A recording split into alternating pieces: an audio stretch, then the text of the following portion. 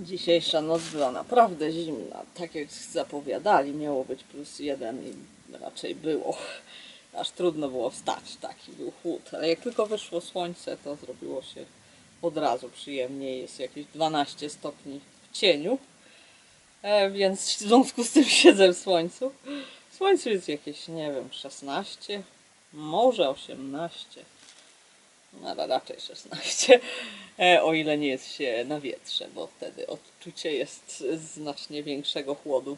No ale tu jest taka, tak, jestem słonięta z 3 stron, no, od wiatru, który wieje akurat z tamtej strony, więc fajnie.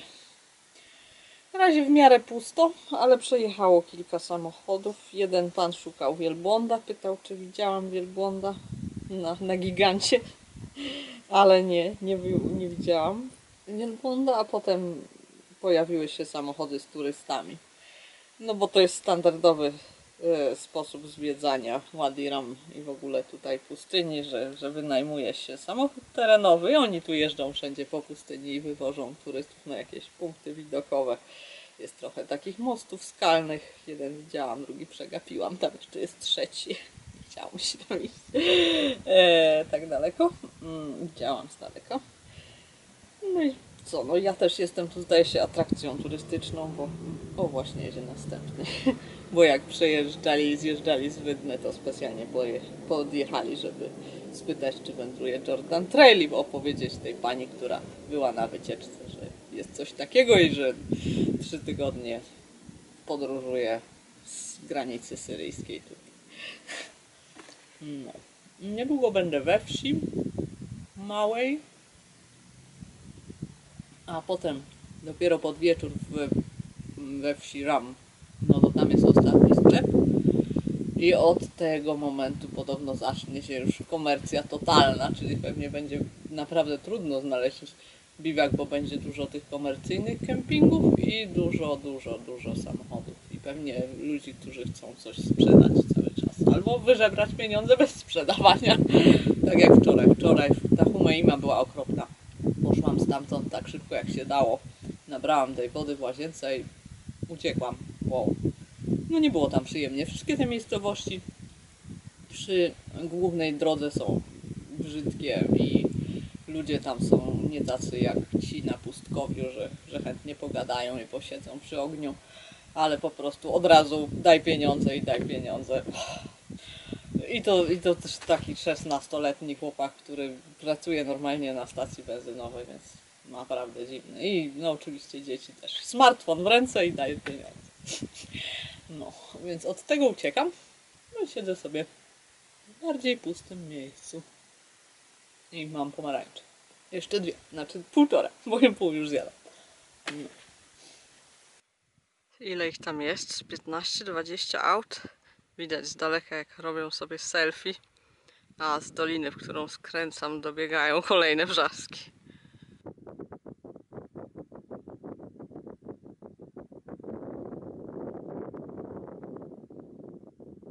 Wreszcie Szukrija, 16 km, a tyle czasu mi zajęło jest pierwszej. Nie jest tu przyjemnie oczywiście. To jest taka wioska dla osiadłych Beduinów, czyli takie domy z pustaków, mury, no i szkoła. Właściwie chyba są dwie szkoły. Może to nie jest szkoła, może nie wiem, jakieś wygląda jak coś, co ma coś wspólnego z armią, to może nie będę filmować. W każdym razie dzieciaki wracają właśnie ze szkoły i standardowa litania. Hello, how are you, money? Ale następni już nie byli tacy mili. Następni zamiast dzień dobry powiedzieli fuck you. I tak z 20 razy. Dzieciaki 8 lat.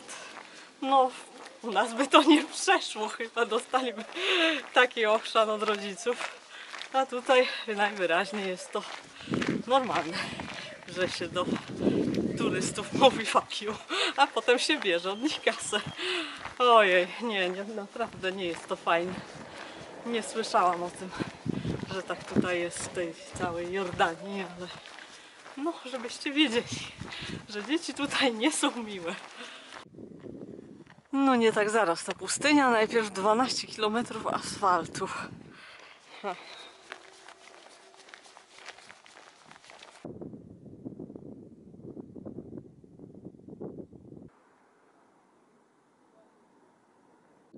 Patrzcie na to, jordańska Trail Magic i to w Wadi Rum, tam gdzie bym się w życiu nie spodziewała. Człowiek się zatrzymał, był z dzieciakami sympatycznymi i zapytał, czy chce wodę i nie chciał za nią pieniędzy. Bardzo miło. Poprawiło mi to humor. Doszłam do wsi Wadi Rum, tak to wygląda. Niespecjalnie. Nie bardzo są ludzie, bo jest już późno, już jest 17. Muszę się streszczać z robieniem zakupów, bo muszę znaleźć biwak. Wiem, że coś ma być za 4 km. Tu moje ostatnie zakupy na szlaku. Większość zrobiłam zakupów w jednym sklepie. Zapłaciłam niecałe 4 dinary, ale nie mieli tuńczyka bez chili, więc poszłam do drugiego sklepu.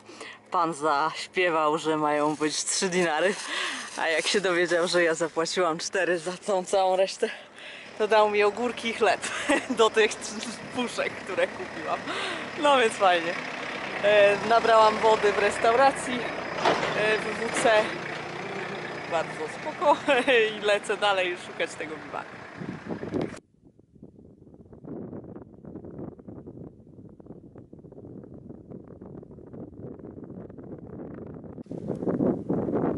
Zobaczcie na te wszystkie auta. Dolina jest po prostu tak zjeżdżona, to jest tyle aut. Wszędzie jakieś światełka. Trudno było znaleźć biwak. O, ale znalazłam, już jest za ciemno, chyba żeby było cokolwiek widać. No nie, nic nie widać. No to światełkami samochodów się dzisiaj żegnam.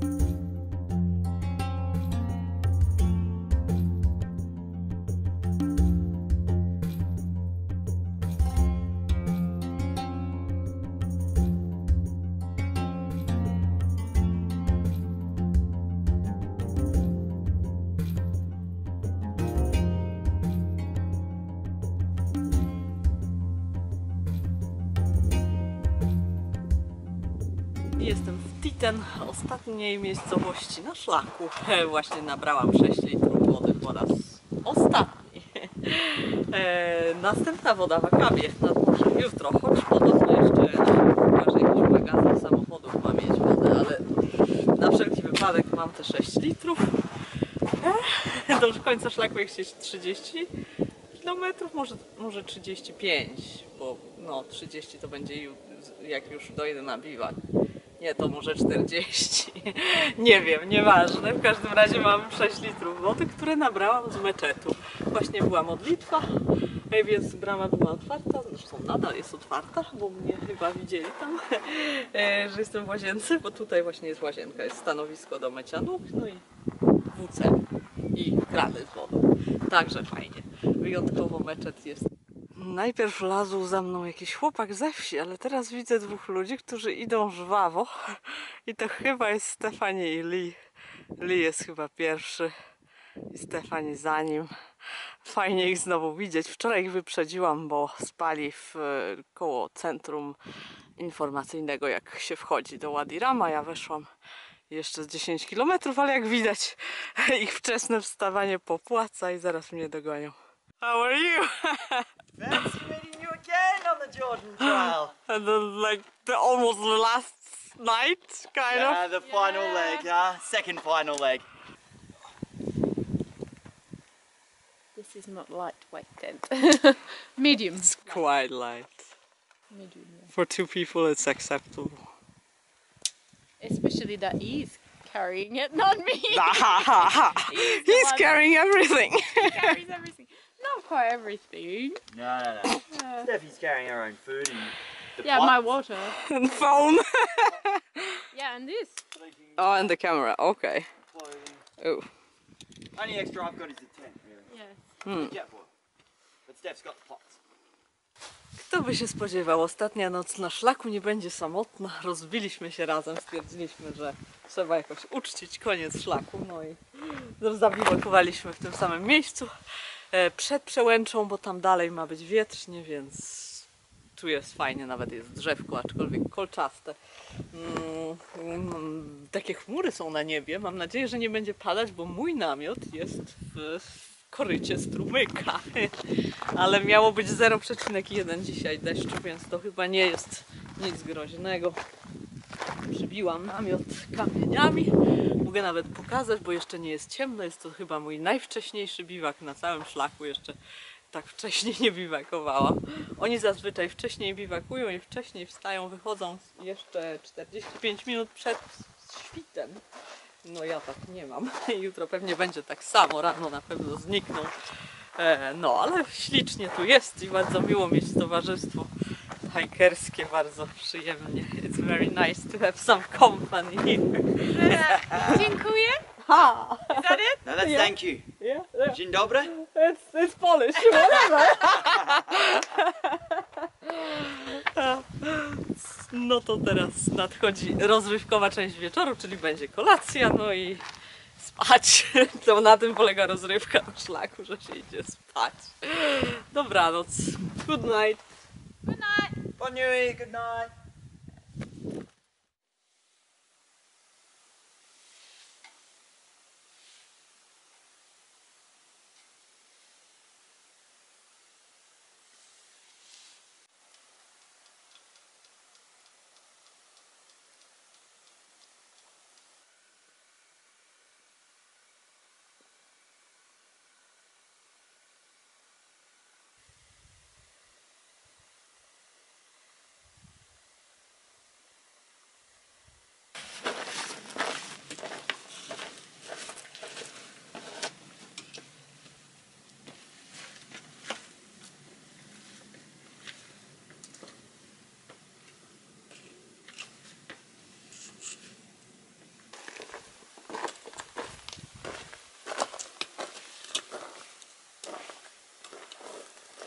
Pierwsza przełęcz. Wczoraj byłam w błędzie, sądząc, że to jest ostatnia.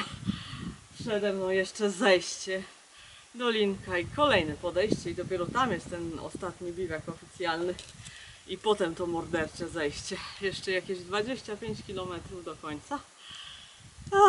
ciężko się zaczęło. Podejścia z rana dla mnie to jest coś okropnego. Rano ledwo się ruszam jak mucha w smole. W przeciwieństwie do moich kolegów z biwaku. Zgadnijcie, o której godzinie wyszli. Nie wiem, o której wstali.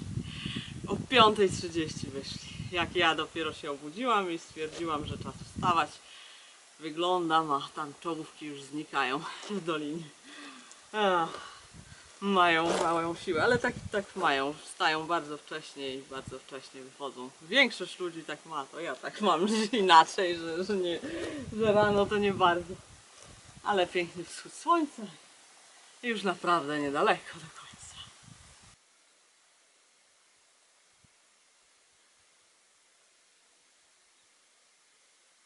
Widoczność jest dziś bardzo kiepska, ale za mną widać Morze Czerwone.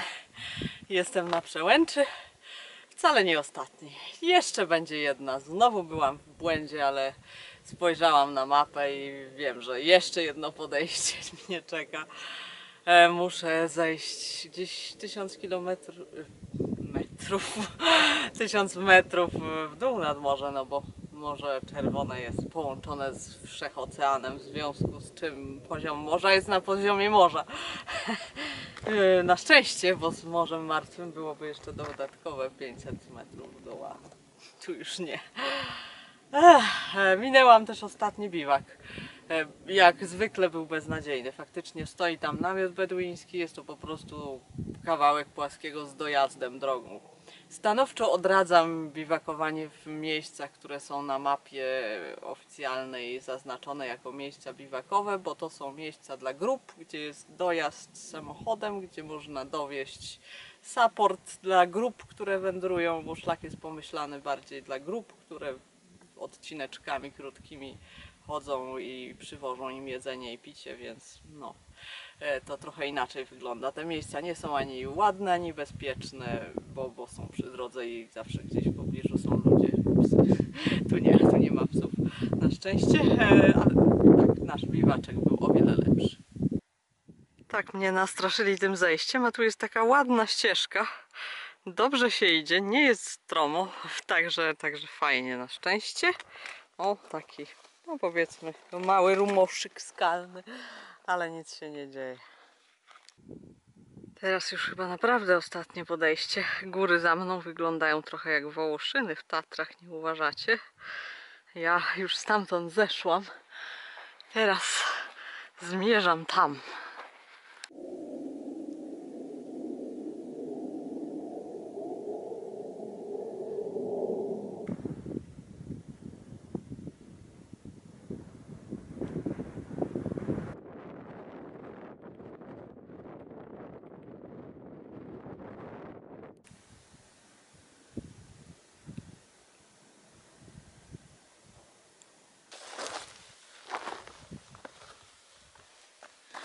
Z każdym krokiem jestem już bliżej morza. To ostatnie zejście teraz wymagało może nieco większej uwagi, bo jest dużo takich kruchych kamieni, które się osuwają spod nóg, ale nie jest strome, więc dało radę. Czy bez kijków nie polecam, ale pewnie są tacy, co dają radę i bez kijków, tak jak są tacy, co dają radę po ciemku. Niestety nie mam ciągle zasięgu. Widzę już wybrzeże, widzę skład samochodów nad morzem, ale ciągle nie łapię zasięgu, bo miasto jest jakby za sąsiednim grzbietem.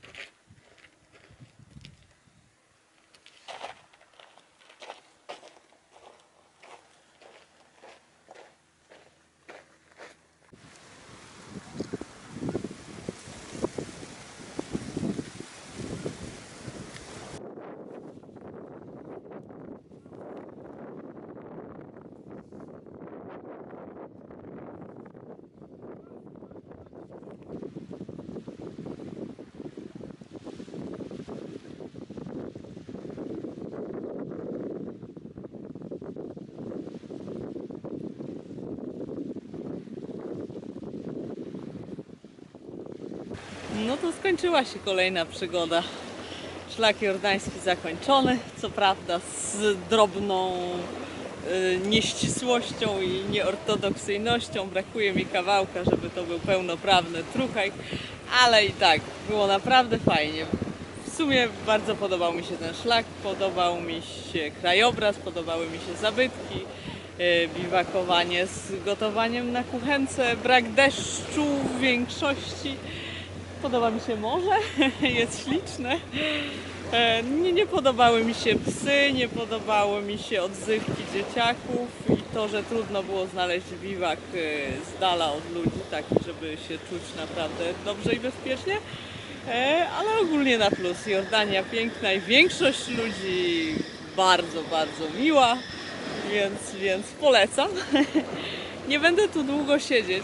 Podobno można biwakować na plaży, ale jest tu zdecydowanie zbyt ruchliwie, za dużo aut, za dużo hoteli, za dużo ludzi i psy też biegają, więc nie, to chyba nie dla mnie. Spróbuję złapać stopa do miasteczka Akaba, które jest odległe aż o 15 km od końca szlaku, tak zrobili. No i zamelinować się gdzieś w hostelu, a w morzu raczej wykąpię się jutro. Dziś jest 15 stopni, wieje wiatr, nurkowie siedzą w piankach i generalnie no nie bardzo. Ale woda jest w miarę ciepła, więc myślę, że jutro spróbuję.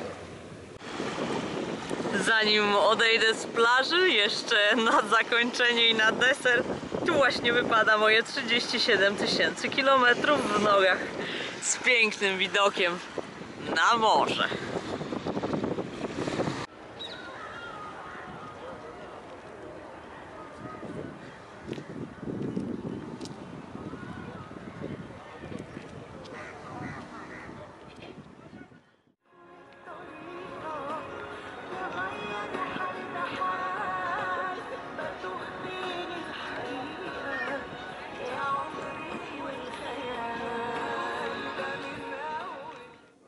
Wyszłam do miasta na małe zakupy.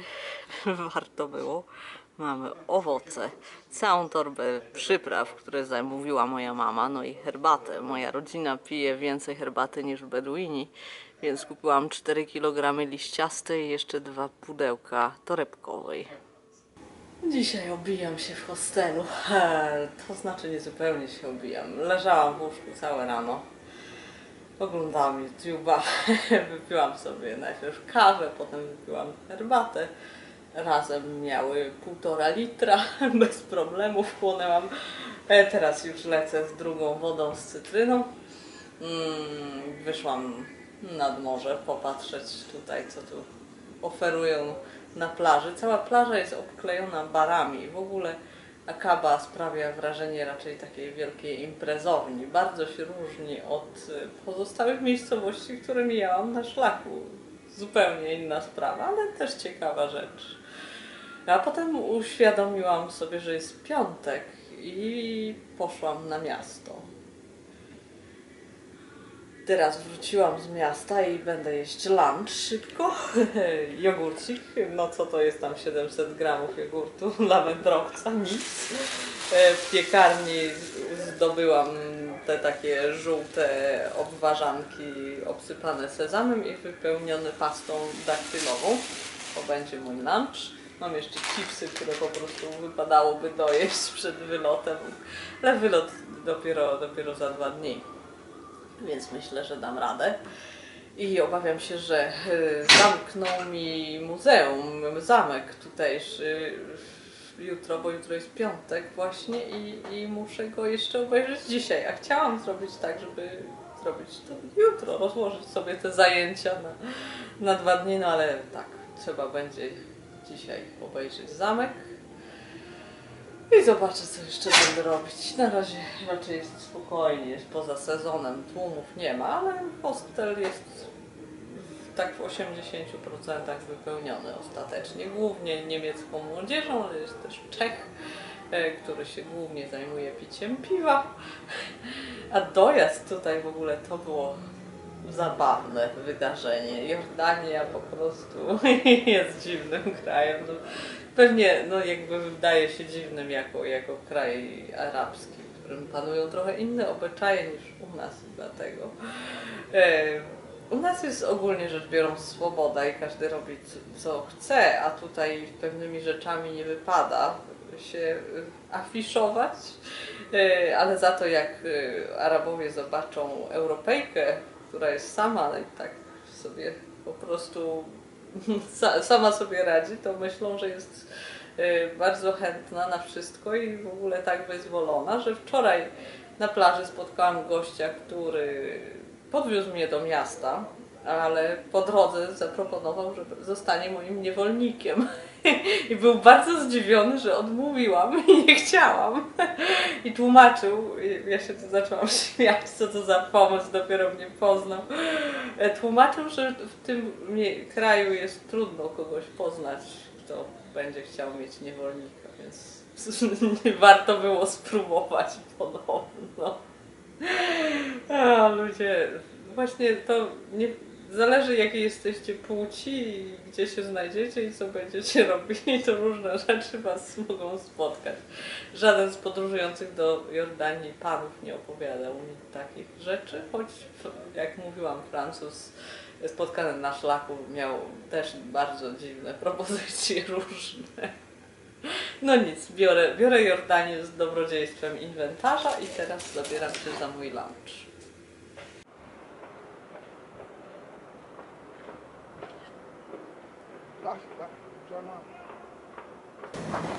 Udało mi się wejść na zamek, który jest chyba najwybitniejszym zabytkiem Akaby, tak mi się w każdym razie wydaje. Jest to taka fajna ruina w samym środku miasta. Zbudowany na planie nieregularnego kwadratu, nie kwadratu. Taki dziedziniec właśnie kwadratowy jest w środku, a wokół są mieszkania i dopiero potem jest taki główny mur, który otacza tą całą konstrukcję. Brama jest od strony północnej, ta główna. No i tutaj pewnie kiedyś nie było żwiru na podwórku, tylko może było więcej drzew, może mieli fontannę jakąś, pewnie tak. No ale tego to nie wiadomo, nic tu nie napisali na ten temat. Akaba to było od bardzo dawna takie główne miasto nad Zatoką Akaba. Najpierw nazywało się Elath, później Aila i dopiero w późnym średniowieczu nazwano je Akaba. Ale okolica była zamieszkana od bardzo dawna. Oczywiście znaleziono niedaleko osady sprzed 6000 lat. Były to osady ludzi, którzy się głównie zajmowali wydobyciem i przetapianiem miedzi. W epoce miedzi tu był bardzo duży ruch i później też ta miedź miała znaczenie. Ja ostatnio widziałam w jednym kanionie bardzo dużo kawałków właśnie takich zielonych kamieni, które wydawały mi się rudą miedzi, nawet jeden sobie mały zabrałam ze sobą. Nie mogłam się powstrzymać, bo w muzeum w Ammanie właśnie było pokazane takie okruchy, więc stwierdziłam, że muszę coś takiego mieć. Już w czasach Królestwa Edomu, w czasach panowania Edomitów to miasto miało duże znaczenie. Później była Asyria, Babilon. Za jakiś czas Nabatejczycy również właśnie tutaj sięgali, dlatego właśnie byli piratami, bo mieli okazję uprawiania piractwa na Morzu Czerwonym. Później Grecy, Rzymianie, wreszcie Bizancjum, znaczy nie samo Bizancjum, tylko jakby epoka w czasach bizantyjskich. Tak? Niedaleko są ruiny kościoła, który ma być pierwszą chrześcijańską świątynią wybudowaną właśnie od podstaw jako kościół chrześcijański. Chciałabym bardzo też to zobaczyć, mam nadzieję, że się uda. No, a potem Persowie, Arabowie i zamek. Zamek jest z XVI wieku, więc nie jest jakoś bardzo stary, ale może być. Fontannę na środku to możliwe, że zmyśliłam, bo tutaj była studnia, tutaj płynęła woda i w tym zbiorniczku po lewej było takie poidło.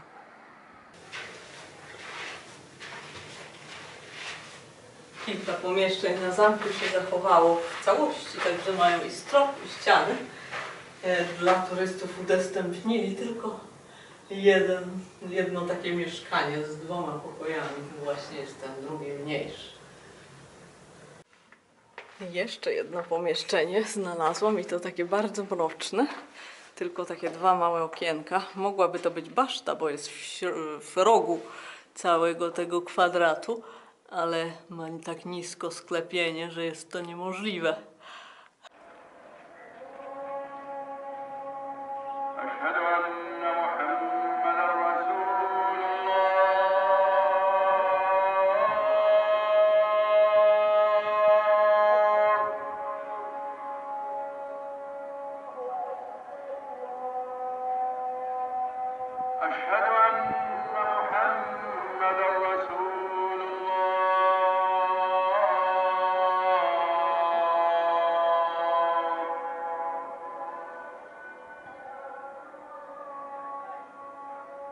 حي على الصلاة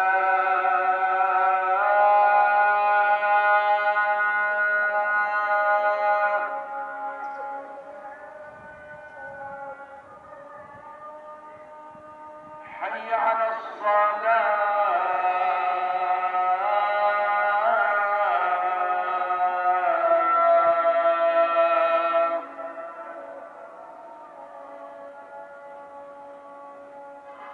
حي على الفلاح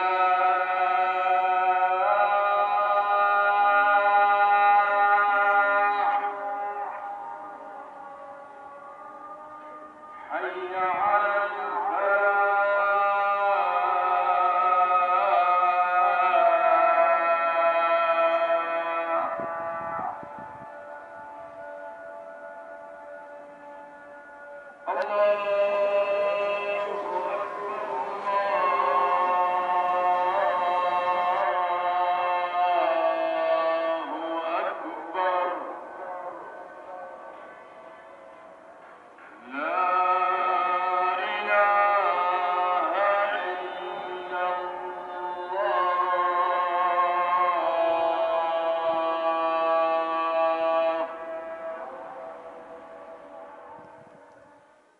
Błąkam się dalej i odkrywam coraz więcej tajemniczych zakątków. Zobaczcie na sufit. Jest zrobione z palm, po prostu pnie palm stanowią sklepienie.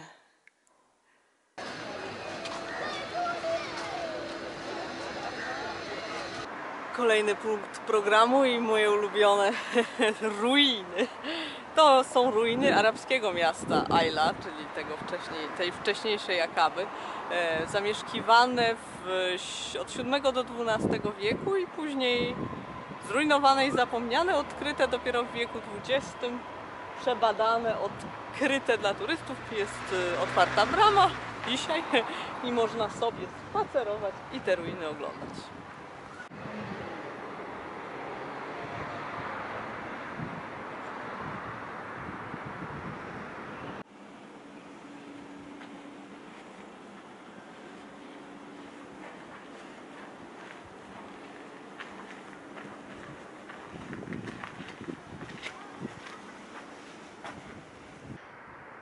Ta ruina z kolei to jest właśnie ten kościół z IV wieku naszej ery, ten, który ma być może pierwszym kościołem chrześcijańskim na świecie. Mury są jakby gliniane na fundamencie z kamieni. Całość jest zorientowana na wschód, co jest charakterystyczną cechą kościołów. Po tym się między innymi wnioskuje, że to właśnie był kościół. Budynek był zniszczony w czasie tego trzęsienia ziemi, które też zniszczyło Petrę w 363 roku.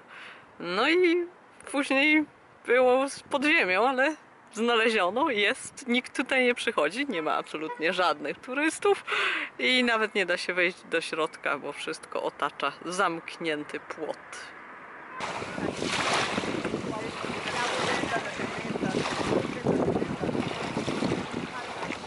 Nie mogłam się powstrzymać i kupiłam sobie rybkę. Smażoną rybkę z frytkami. W końcu jestem nad morzem. Do tego jest jakiś taki dziwny sos, chyba ze szczypiorkiem. I oczywiście chleb. Tu jest jeden chleb, tu jeszcze są dwa chleby. Wcale nie chciałam tego chleba tyle. Ale jeszcze mam tu sałatkę, którą sobie zrobiłam sama z pomidorów i cebulki.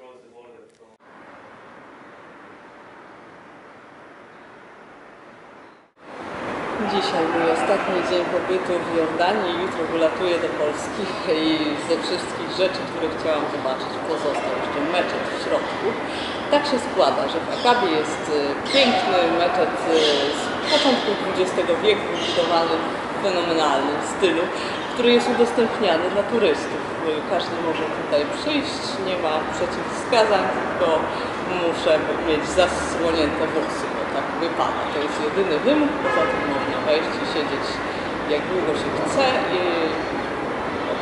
oprócz modlitw, oprócz nabożeń, wtedy nie wypada. A dziś jest szczególny dzień, bo dziś jest piątek, czyli na ten święty dzień w tygodniu w islamie. Turyści coś nie bardzo tego przestrzegają, ale należy odłożyć buty i wejść bez butów do środka. Mam dziś swoje skarpetki do spania, które są czyste i takie trochę bardziej w lepszym stanie. Bez dziury i ładnie pachną.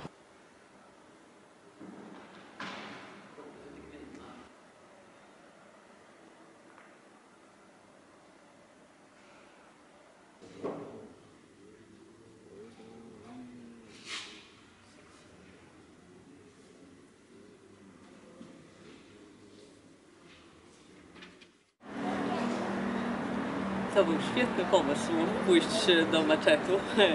Dostałam aż do modlitwy i na modlitwie.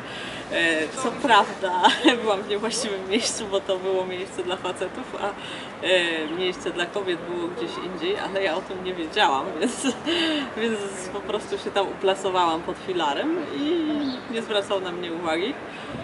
Obejrzałam, wysłuchałam kazania i tych wszystkich modlitw, które dzisiaj były. To są piątki, jest ta południowa modlitwa, jest inna niż normalnie w tygodniu, więc też coś fajnego. Co prawda nie wiedziałam, co robić, więc po prostu stałam sobie i siedziałam z tyłu i bardzo dobrze myślę zrobiłam. Na końcu dopiero jak był taki jakby znak pokoju, to ludzie mnie tam zauważyli i po wszystkim tacy fajni młodzi faceci przyszli pogadać ze mną. Umieli trochę po angielsku, więc zapytali, co tam robię i w ogóle zaszpanowałam świadomością, dlaczego świętują w piątek i zapytali, czy chciałam słuchać recytacji Koranu i jeden z nich zaśpiewał dla mnie, dla wszystkich chyba, ale tak specjalnie dla mnie. Bardzo piękny miał głos i fajnie naprawdę wyszło, także bardzo, bardzo udane to było.